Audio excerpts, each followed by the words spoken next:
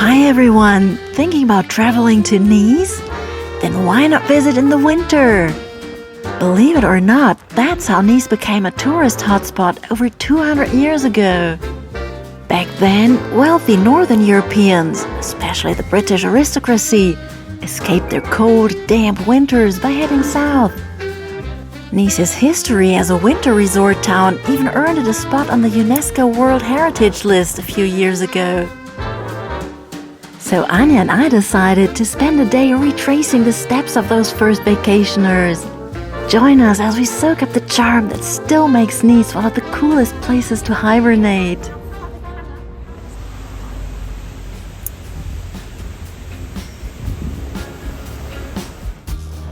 When you think of Nice, one iconic spot immediately comes to mind, the Promenade des Anglais.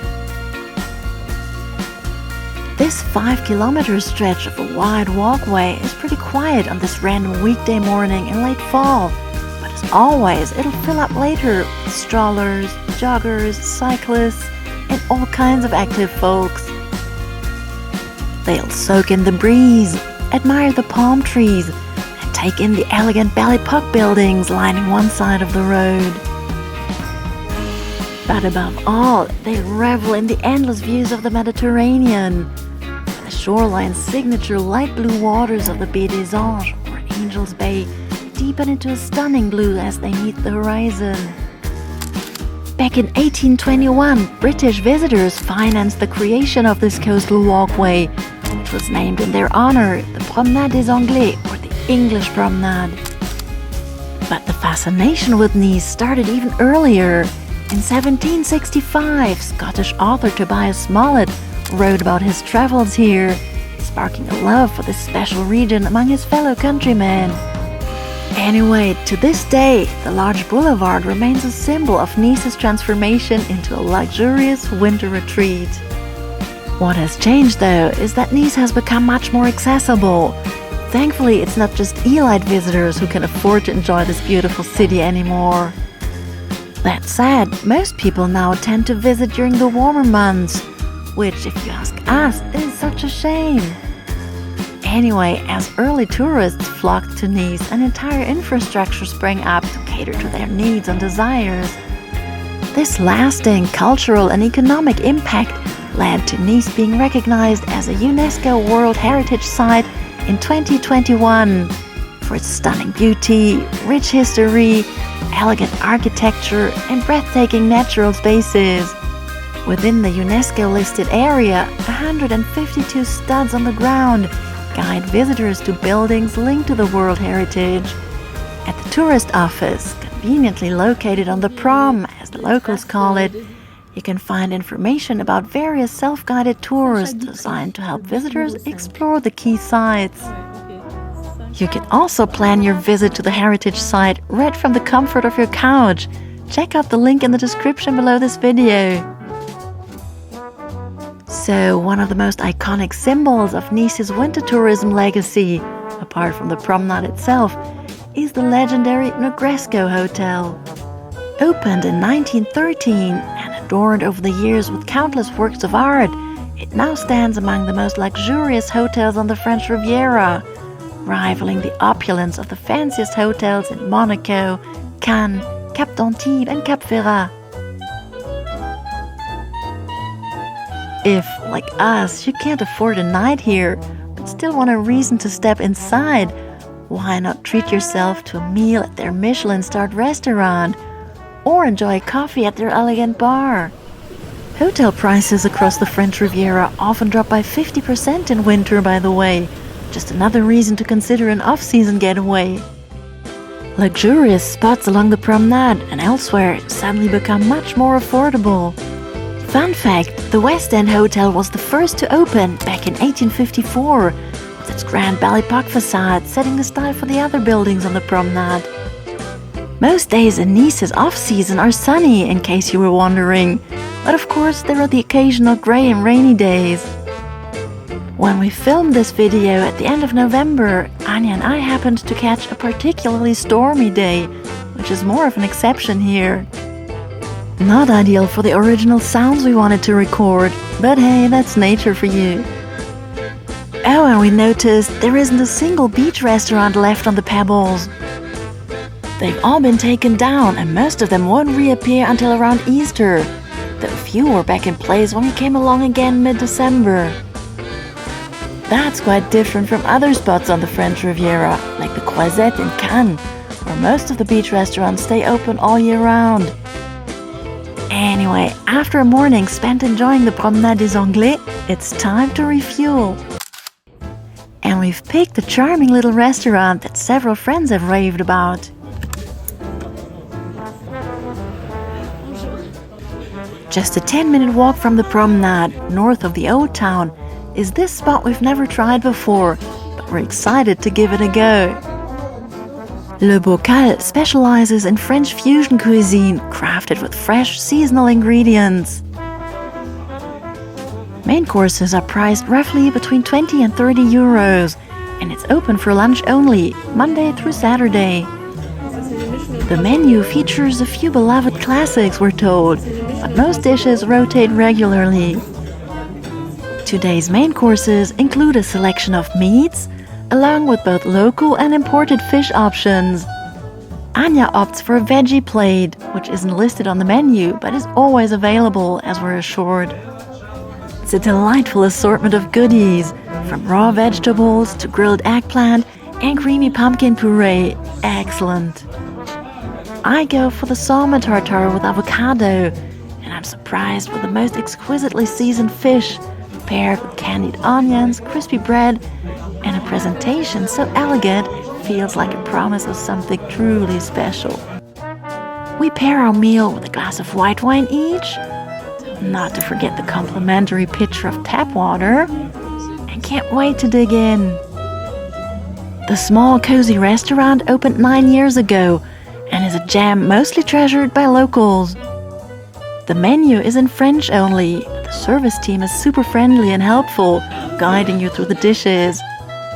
We absolutely love this place and will definitely be back. From the restaurant, it's just a few steps around the corner to the bus station Masséna-Guitry for bus number 5, which will take us to our next stop. We're heading towards Cimiez, another district shaped by the early winter tourists and part of the World Heritage Site. It features some extra nice spots to explore, so stay tuned.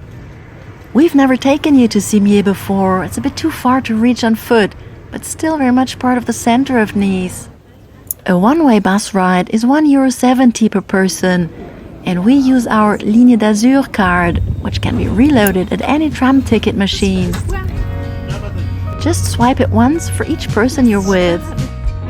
Another great way to explore the former winter resort town is by renting a bike, which you can find all over the city.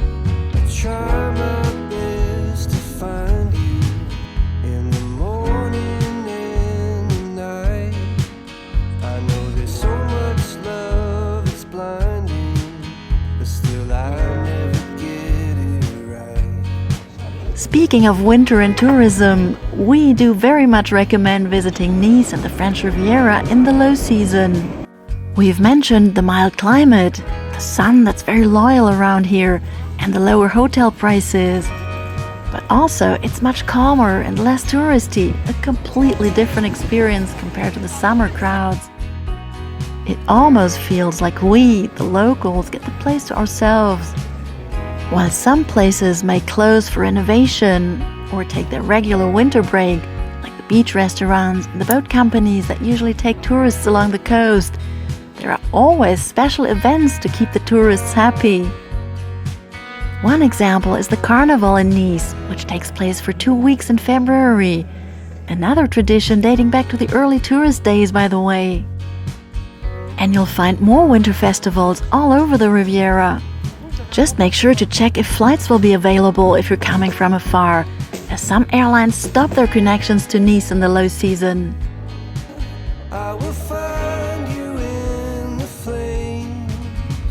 But back to our trip to Cimiez, a very pretty residential area with beautiful villas, located northeast of the central station. After its first few hundred meters, bus number 5 takes you along the Boulevard de Cimiez, passing by the Chagall Museum, which is also worth checking out, by the way. You'll also pass by this typical Belle Époque building, the former Hotel Regina, where Queen Victoria stayed several times at the end of the 19th century. And just behind this former hotel, which now holds apartments, we've reached our destination. But before we head to the museum, there's more we wanted to show you on our way, starting with the Arène de Cimiez, a Roman amphitheater from the 1st century AD, part of the former Roman settlement called Seminellum. It used to hold about 4,000 spectators, and it's free to enter. Artifacts uncovered at this site are displayed in the archaeology museum nearby. Right next to this Roman site that gave Cimiez its name, you can stroll through this vast olive garden, where you'll often see people playing a game of boule or pétanque. But Anja and I have no time to lose, as we want to show you one of the most iconic museums the city of Nice has to offer, the Matisse Museum, located right here as well, on the edge of the olive grove. Once inside, you'll find 4 floors to explore, filled with works that provide a comprehensive overview of Henri Matisse's lifetime achievements. Although born in the north of France, Matisse spent the last 30 years of his life more or less here in Nice, partly at the Hotel Regina that we showed you earlier. The painter and sculptor, alongside Picasso, one of the most important artists of the 20th century, is known for his impressive use of color and drawing, as well as his cut paper collages. The museum, which houses one of the largest Matisse collections in the world, is open every day except Tuesdays. The entrance fee is currently €10. And of course, there's the museum store with affordable prints, books, and fun souvenirs. Our last stop for today, the Cimiez Monastery, is yet another spot that was already here when Nice became the cradle of winter tourism. It's easy to imagine wealthy winter guests strolling through its garden and enjoying the view. Finally, the wind stopped. Oh my god, it was so windy this morning, right? So we couldn't do any original sound for you guys.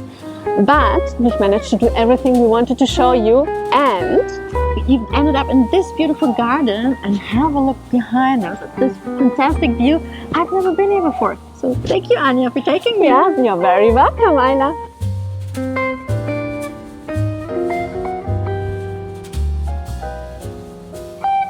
So have we convinced you to visit in the winter? Let us know in the comments below. And here are some more videos with things to do in this gorgeous city.